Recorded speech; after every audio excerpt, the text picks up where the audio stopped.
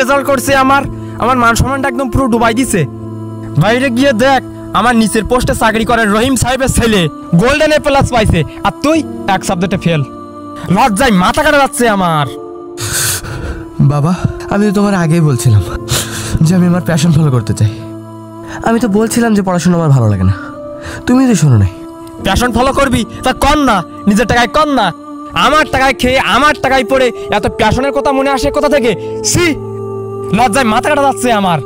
এখন আমি বাইরে মুখ দেখাবো কিভাবে? শুধু যে ডাক্তার ইঞ্জিনিয়ার হতে হবে এটা তো কোনো মানে নেই বাবা।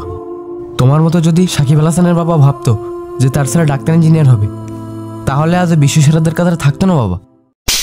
এক সাবজেক্টে ফেল করে আমার প্যাশন গুলোতে আসছে। মানুষের লজ্জা শরম থাকা উচিত, এদের তাও নাই। সি, লজ্জা শরমের মাথা খেয়ে বসে দিস। এরা মরেও না, মরতে পারলে আমি একটু বেঁচে যাই।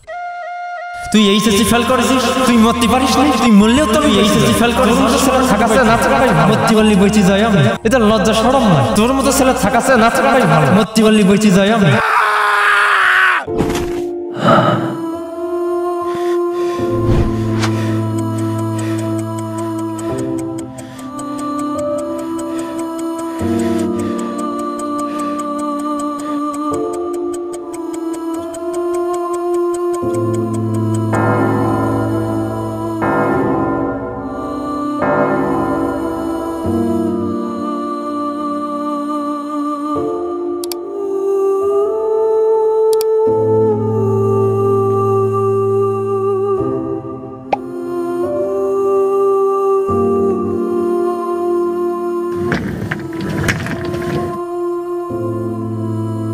তোর মতো ছেলে থাকাছে না থাকাটাই ভালো।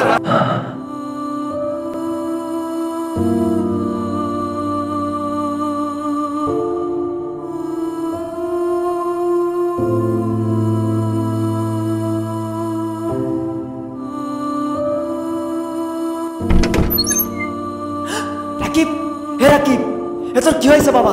রাকিব, কথা বল।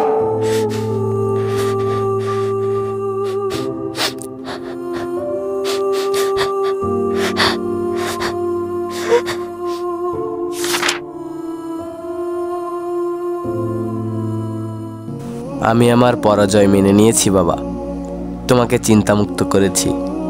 বর্তমান সময়ে তুমি আমার সঙ্গ না দিয়ে বরাবরই তুমি আমার ফিউচার নিয়ে চিন্তায় মগ্ন থাকতে বাবা। তবে ফিউচারে আমার কি হবে এটা নিয়ে নয়, ফিউচারে আমার সার্টিফিকেট কি হবে, আমার কোয়ালিফিকেশান কি হবে এটা নিয়েই বেশি চিন্তা করতে। দেখো আজ আমি নেই, হয়তো তোমার সার্টিফিকেটের ক্ষুধাটাও আর নেই। সারা জীবন তো আমায় ভুল বুঝে আর আমার পর রাগারাগি করেই কাটিয়ে দিলে বাবা। অন্তত শেষবেলায় একটু হাসি মুখে আমার বিদায়টুকু দিও।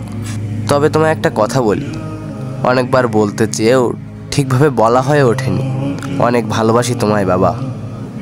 পারলে আমায় ক্ষমা করে দিও। চিরবিদায়। রাকিব, এই হে রাকিব, কথা বল বাবা। এই